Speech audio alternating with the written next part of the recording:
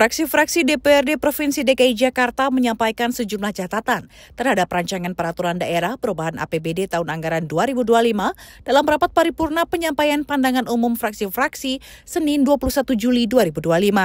Fraksi Partai Keadilan Sejahtera DPRD DKI Jakarta menyoroti perolehan pajak dan retribusi dinilai masih lemah. Hal itu terlihat dari penambahan pendapatan asli daerah yang hanya 0,02% dari target awal. Seperti penurunan pajak parkir dari 350 miliar menjadi 300 miliar. Pajak perhotelan yang semula 1,97 triliun diturunkan menjadi 1,65 triliun. Demikian ditegaskan Wakil Bendahara 2 fraksi Partai Keadilan Sejahtera DPRD DKI Jakarta, Nabilah Abu Bakar Al-Habsyi. Penambahan target PAD yang hanya sebesar 0,02% dari target awal mengindikasikan lemahnya upaya penggalian potensi penerimaan daerah khususnya dari pajak dan retribusi daerah. Penurunan target pajak parkir dari 350 miliar rupiah menjadi 300 miliar tidak mencerminkan potensi parkir off-street dan layanan vale yang besar di Jakarta. Hal serupa terjadi pada pajak jasa perhotelan yang diturunkan dari 1,975 triliun rupiah menjadi 1,65 triliun rupiah. Padahal aktivitas ekonomi dan kunjungan wisatawan dan bisnis ke Jakarta terus membaik. Realisasi semester pertama 2025 yang sudah mencapai hampir 50% seharusnya mendorong proyeksi yang lebih optimis. Dengan penerapan sistem e-trap, potensi peningkatan pajak khususnya pajak barang dan jasa tertentu seharusnya terbuka lebar, bukan justru mengalami penurunan target. Sementara fraksi PD Perjuangan DPRD DKI Jakarta meminta Pemprov DKI memprioritaskan belanja daerah untuk kebutuhan pelayanan dasar. Demikian disampaikan Wakil Ketua Fraksi PD Perjuangan DPRD DKI Jakarta, Pandapotan Sinaga. Ia menjelaskan perubahan APBD tahun anggaran 2025 direncanakan sebesar 85,97 triliun, naik sebesar 4,01%. Fraksi PD Perjuangan menegaskan kebutuhan pelayanan dasar yang dimaksud yakni sektor pendidikan seperti pemenuhan sekolah swasta gratis dan peningkatan akses serta mutu pendidikan. Total belanja daerah pada perubahan anggaran pendapatan dan belanja daerah tahun anggaran 2025 direncanakan sebesar 85,97 triliun, naik sebesar 4,01% yang terdiri dari belanja operasi sebesar 67,81 triliun atau naik sebesar 30,14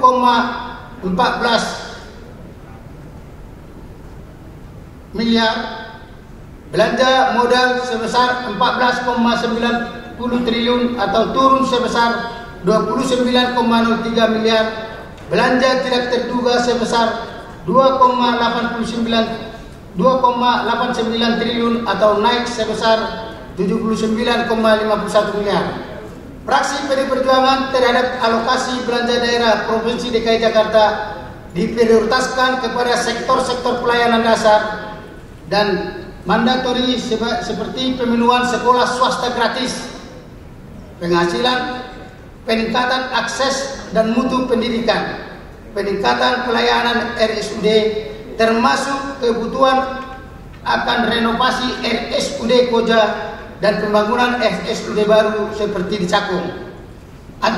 Antisipasi dan penanggulangan banjir Jakarta, peningkatan pelayanan transportasi publik, ketersediaan hunian yang layak, serta program penguatan ekonomi bagi warga Jakarta, khususnya bagi wong cilik pelaku usaha kecil.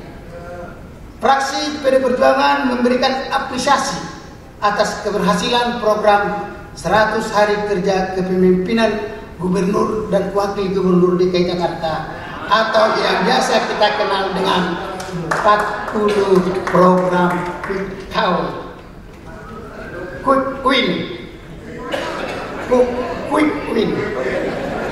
Nah, ini kebanggaan kita bersama karena Gubernur dan Wakil kita bersama juga.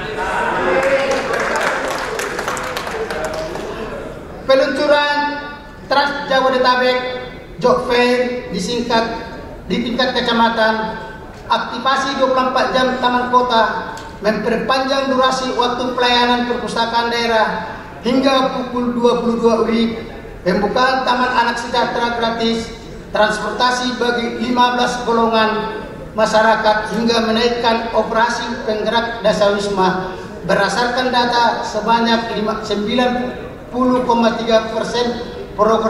program Quick Win telah berhasil diwujudkan.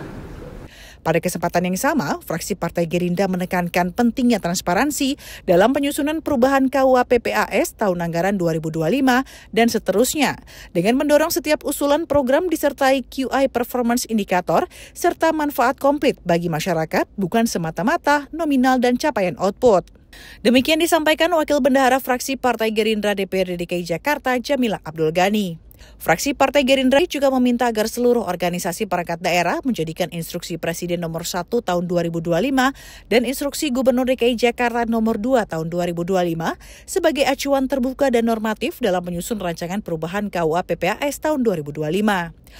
1. Fraksi Partai Gerindra menekankan pentingnya transparansi dalam penyusunan perubahan KUA PPAS tahun 2025 dan seterusnya, dengan mendorong agar setiap usulan program disertai dengan Key Performance Indicator KPI yang jelas serta manfaat konkret bagi masyarakat, bukan semata-mata nominal dan capaian output. Mohon tanggapan. 3. Fraksi Partai Gerindra meminta agar seluruh organisasi perangkat daerah OPD menjadikan Instruksi Presiden Nomor 1 Tahun 2025 dan Instruksi Gubernur DKI Jakarta Nomor 2 Tahun 2025 sebagai acuan terbuka dan normatif dalam menyusun rancangan perubahan KUA PPAS APBD tahun 2025. Mohon tanggapan. Dilanjutkan dengan fraksi Partai Nasdem DPRD DKI Jakarta yang menyoroti pendistribusian pangan murah yang belum terserap secara maksimal. Demikian ditegaskan Sekretaris Fraksi Partai Nasdem DPRD DKI Jakarta Imamuddin. Penerapan sistem online dalam pangan murah menurut fraksi Partai Nasdem sangat menyulitkan masyarakat, khususnya ketika mendaftar dan proses pembelian pangan murah. Masalah kelangkaan pangan murah. Selain itu, sistem online yang dibangun juga menyulitkan masyarakat dalam mendaftar untuk melakukan pembelian pangan murah tersebut. Fraksi Nasdem mempertanyakan, bagaimana perencanaan pendistribusian pangan murah tersebut kepada masyarakat yang seharusnya mendapatkan bantuan sosial dengan stok barang yang dimiliki oleh Pemprov DKI Jakarta. Selanjutnya, fraksi Partai Golkar mendorong Pemprov DKI Jakarta agar meningkatkan pelayanan kesehatan untuk warga, sehingga fondasi sistem kesehatan dapat menjangkau secara tangguh dan merata di seluruh wilayah ibu kota. Demikian disampaikan Sekretaris Fraksi Partai Golkar DPRD DKI Jakarta, Andri Santosa. Ia menambahkan perlunya melakukan revitalisasi terhadap RSUD tipe D dan puskesmas rawat inap serta menguatkan infrastruktur pelayanan. Prioritas pelayanan kesehatan, Fraksi Partai Golkar mendorong revitalisasi RSUD tipe D dan puskesmas di pinggir kota untuk pemerataan layanan premier. Pemprov juga harus melengkapi seluruh puskesmas dengan alat penunjang seperti USG, alat TBC, dan ventilator. Tidak kalah penting, tenaga kesehatan kontrak dan relawan perlu mendapatkan pelatihan standar serta perlindungan kerja untuk menjaga kualitas layanan meskipun bukan ASN. Mohon tanggapan. Humas Sekretariat DPRD DKI melaporkan.